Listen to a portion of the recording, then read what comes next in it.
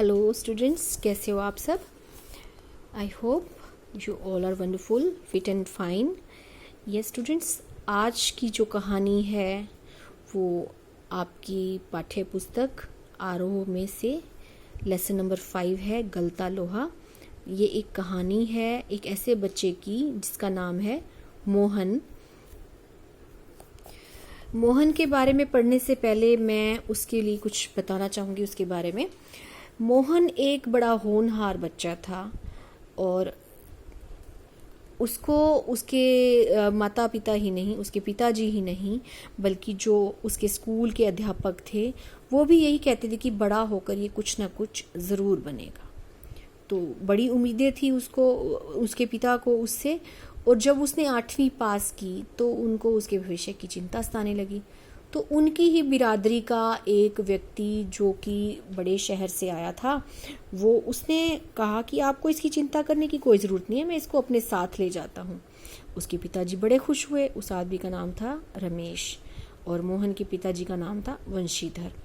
तो वंशीधर जी बहुत खुश हुए कि चलो मेरा बेटा कुछ ना कुछ बन जाएगा बड़े शहर में, और उनका बहुत शुक्र मनाने लगे। रमेश का उन्होंने बड़ा शुक्रिया अदा किया कि चलो आप इसको लेकर जा रहे हो। लेकिन रमेश का कुछ और ही इरादा था। वो उसको लेकर तो ज़रूर गया, लेकिन वहाँ जाकर उसने उसको एक नौकर की तरह ट्रीट किया कि जैसे घर का वो नौकर हो, घर के सारे काम उससे करवाए जाते। इवन कि जो उसके पड़ोस में लेडीज़ थी वो भी छोटे मोटे काम जो भी थे वो सब मोहन से करवाते थे। तो मोहन के कहने पर भी कि मुझे स्कूल में तो एडमिशन दिलवाओ, तो जो रमेश था उसने किसी सरकारी स्कूल में, तकनीकी स्कूल में उसका एडमिशन करवा दिया। तो इसके बाद मोहन का क्या हुआ ये आप आगे कहानी में पढ़ेंगे। ये अभी मैं आपको नहीं बताऊंगी ताकि आपका इंटरेस्ट बना रहे स्टोरी में। यस, स्टार्ट करें कहानी। देखिए, मोहन के पैर अनायास शिल्पकार टीले टोले की तरफ मुड़ गए। शिल्पकार टोला, बनाने वाला, शिल्पकार होते कारीगर। उसके मन में किसी काम में शायद धनराम लोहार के आफर की वह अनगूंज शेष थी। धनराम उसका बचपन का मित्र था जो उसके साथ पढ़ता था, जिसे वह पिछले 3-4 दिनों से दुकान की ओर जाते हुए दूर से सुनता रहा था। निहाई पर रखे गर्म लोहे पर पड़ते हथौड़े की धप धप आवाज, ठंडे लोहे पर लगती चोट से उठता ठनकता स्वर, निशाने साधने से पहले खाली निहाई पर पड़ती हथौड़े की खनक, जिन्हें वह दूर से पहचान सकता था। ये सब चीजें वो देख सकता था, दूर से पहचान सकता था। लंबे बेंट वाले हंसुए को लेकर वह घर से इस उद्देश्य से निकला था कि अपने खेतों के किनारे उगाई कांटेदार झाड़ियों को काट छाट कर साफ कराएगा। बूढ़े वंशीधर के बूते पर अब यह सब काम नहीं रहा था। यही क्या, जन्म भर जिस पुरोताई के बलबूते पर उन्होंने घर संसार चलाया था वह भी अब वैसे कहाँ कर पाते हैं, क्योंकि उसके पिताजी जो थे बूढ़े हो चुके थे। यजमान लोग उनकी निष्ठा और संयम के कारण उन पर श्रद्धा रखते हैं, लेकिन बुढ़ापे का जर्जर शरीर अब उतना कठिन परिश्रम और व्रत उपवास नहीं झेल पाता। सुबह सुबह जैसे उससे सहारा पाने की नीयत से उन्होंने गहरा निश्वास लेकर कहा था, आज गणनाथ जाकर चंद्रदत्त जी के लिए रुद्री पाठ करना था। अब मुश्किल लग रहा है। यह 2 मील की सीधी चढ़ाई अपने बूते की नहीं, एकाएक ना भी नहीं कहा जा सकता। कुछ समझ में नहीं आता। वो बड़े परेशान थे कि कहीं जाना था उनको, लेकिन वो अपने शरीर की वजह से जा नहीं पा रहे थे। उनकी हालत खराब थी। मोहन उनका आशय न समझता हो ऐसी बात नहीं, लेकिन पिताजी की तरह ऐसे अनुष्ठान कर पाने का ना तो उसे अभ्यास है, ना ही वैसी गति। पिता की बातें सुनकर भी उसने उनका भार हल्का करने का कोई सुझाव नहीं दिया। जैसे हवा में बात कर दी गई हो वैसे ही उत्तरित रह गई। उत्तरित यानी बिना उत्तर के ही रह गई। पिता का भार हल्का करने के लिए वह खेतों की ओर चला था, लेकिन हंसुए की धार पर हाथ फेरते हुए से लगा कि पूरी तरह कुंद हो चुकी है। हंसुआ जिससे उसने सारी कटाई शटाई करनी थी अपने खेतों की, तो उसकी धार ठीक नहीं थी। धनराम अपने बाएं हाथ से धोकनी फूंकता हुआ दाएं हाथ से भट्टी में गर्म होते लोहे को उलट पलट रहा था कि और मोहन भट्टी से दूर हटकर एक खाली कनस्तर के ऊपर बैठा उसकी कारीगरी को पार की निगाहों से देख रहा था। मास्टर त्रिलोक सिंह तो अब गुजर गए होंगे, मोहन ने पूछा। मोहन के जो मास्टर जी थे उनका नाम था त्रिलोक सिंह। जो उसको हमेशा कहते थे कि तुम कुछ ना कुछ जरूर बनोगे। वे दोनों अब अपने बचपन की दुनिया में लौट आए थे। धनराम की आंखों में एक चमक सी आ गई।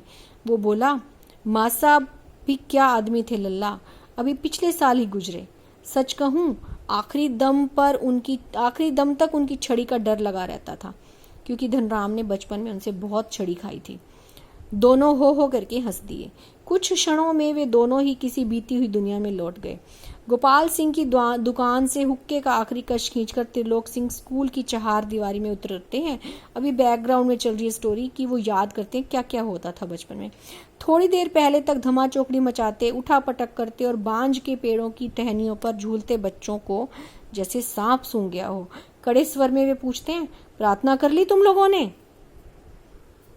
ये जानते हुए भी कि यदि प्रार्थना हो गई होती तो गोपाल सिंह की दुकान तक उनका संवेद स्वर तो पहुंचता ही।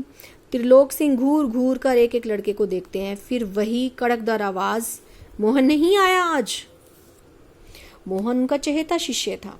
पुरोहित खानदान का कुशाग्र बुद्धि का पढ़ने में ही नहीं, गायन में भी बेजोड़। त्रिलोक सिंह मास्टर ने उसे पूरे स्कूल का मॉनिटर बना रखा था। वही सुबह सुबह हे प्रभु आनंद दाता ज्ञान हमको दीजिए का पहला स्वर उठाकर प्रार्थना शुरू कर देता था। ये उनकी प्रार्थना की लाइन्स हैं। मोहन को लेकर मास्टर त्रिलोक सिंह को बड़ी उम्मीदें थी। कक्षा में किसी छात्र को कोई सवाल न आने पर वही सवाल वे मोहन से पूछते और उनका अनुमान सही निकलता। मोहन ठीक ठीक उत्तर देकर उन्हें संतुष्ट कर देता। तब वे उस फिसड्डी बालक को दंड का भार भी मोहन पर डाल देते। अब कोई बच्चा सवाल नहीं बताता, आंसर नहीं बताता, तो वो वही क्वेश्चन मोहन से पूछते और मोहन सही बता देता तो उसी बच्चे को मोहन से ही मार पड़वाते। पकड़ इसका कान और लगवा इससे दंड 10 उठक बैठक, वे आदेश दे देते। मोहन भी उन अनेक छात्रों में से एक था जिसने त्रिलोक सिंह मास्टर के आदेश पर अपने हमजोली मोहन के हाथों कई बार बैंत खाए थे या कान खिंचवाए थे। मोहन के प्रति थोड़ी बहुत ईर्ष्या रहने पर भी धनराम प्रारंभ से ही उसके प्रति स्नेह और आदर का भाव रखता था। इसका एक कारण यह था कि बचपन से ही मन में बैठा दी गई जातिगत हीनता के कारण धनराम ने कभी मोहन को अपना प्रतिद्वंद्वी नहीं समझा। ये लाइन देखिए बेटा, कि बचपन से ही उसके मन में जातिगत हीनता बिठा दी गई थी कि मोहन जो था वो ब्राह्मण जाति का था और धनराम जो था लोहार जाति का, यानी नीची जाति का माना जाता था। तो उसने मोहन को कभी अपना प्रतिद्वंद्वी नहीं समझा, कॉम्पिटिटर नहीं समझा, बल्कि वह मोहन का अधिकार समझता रहा था। बीच बीच में त्रिलोक सिंह मास्टर जी का यह कहना कि मोहन एक दिन बहुत बड़ा आदमी बनकर स्कूल का और उनका नाम रोशन करेगा, धनराम के लिए किसी और तरह सोचने की गुंजाइश ही नहीं रखता था। तो वो कुछ सोच ही नहीं सकता था मोहन के बारे में बुरा। और धनराम वह गांव के दूसरे खेतीहर या मजदूर परिवार के लड़कों की तरह किसी प्रकार तीसरे दर्जे के स्कूल का मुंह देख पाया था। त्रिलोक सिंह मास्टर कभी कभार ही उस पर विशेष ध्यान देते थे। एक दिन अचानक उन्होंने पूछ लिया था, धनुवा 13 का पहाड़ा सुना तो। 12 का पहाड़ा तो उसने किसी तरह याद कर लिया था, लेकिन 13 का पहाड़ा उसके लिए पहाड़ हो गया था। तो बड़ा मुश्किल लगता था उसको 13 का पहाड़ा। 13 एकम 13, 13 दूनी 24, सटाक एक संटी और उसकी पिंडलियों तक माँ साहब ने लगाई थी। माँ साहब ये मास्टर साहब के लिए लगाया गया कि वह टूट गई। गुस्से में उन्होंने आदेश दिया, जा नाले से एक अच्छी मजबूत संटी तोड़ कर ला। संटी यानी छड़ी। फिर तुझे 13 का पहाड़ा याद कराता हूँ। जब ये सटाक जो है वो छड़ी मारने की आवाज़ है और जो उसको पड़ी तो वो छड़ी भी टूट गई और उसी से दूसरी छड़ी मंगवाई। त्रिलोक सिंह मास्टर का ये सामान्य नियम था कि सजा पाने वाले को ही अपने लिए हथियार जुटाना पड़ता था। जाहिर है बलि का बकरा अपने से अधिक मास्टर के संतोष का ध्यान रखकर टहनी का चुनाव ऐसे करता जैसे वह अपने लिए नहीं बल्कि किसी दूसरे को दंडित करने के लिए हथियार का चुनाव कर रहा हो। धनराम की मंद बुद्धि रही हो या मन में बैठा हुआ डर कि पूरे दिन घोटा लगाने पर भी उसे 13 का पहाड़ा याद नहीं हो पा रहा था। घोटा लगाना यानी रट्टा लगाना। छुट्टी के समय जब मास्टर साहब ने उसे दोबारा पहाड़ा सुनाने को कहा तो तीसरी सीढ़ी तक पहुंचते पहुंचते वह लड़खड़ा गया था।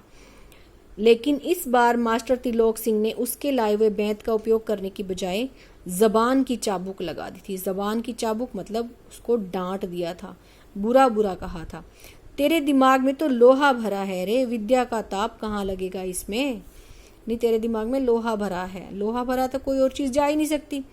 अपने थैले से 5-6 दनातियाँ निकालकर उन्हें धनराम को धार लगा लाने के लिए पकड़ा दी। विद्या किताबों को विद्या का ताप लगाने की सामर्थ्य धनराम के पिता की नहीं थी। धनराम हाथ पैर चलाने लायक हुआ ही था कि बाप ने उसे धोखनी फूकने या सान लगाने के कामों में उलझा कर रख दिया। फिर धीरे धीरे हथौड़े से लेकर घन चलाने तक की विद्या सीखने लगा। फर्क इतना था कि जहां मास्टर त्रिलोक सिंह उसे अपनी पसंद का बेंत चुनने की छूट दे देते थे, वहीं गंगाराम इसका चुनाव स्वयं करते थे और जरा सी गलती होने पर छड़, बेंत, हत्था जो भी हाथ लग जाता उसी से अपना प्रसाद दे देते। गंगाराम उसके पिता का नाम है। एक दिन गंगाराम अचानक चल बसे, उसके पिता चल बसे तो धनराम ने सहज भाव से उनकी विरासत संभाल ली, मतलब उनकी लोहार की दुकान संभाल ली। और पास पड़ोस वाले गांव के लोगों को याद ही नहीं रहा कि वे कब गंगाराम के आफर को धनराम का आफर कहने लगे थे।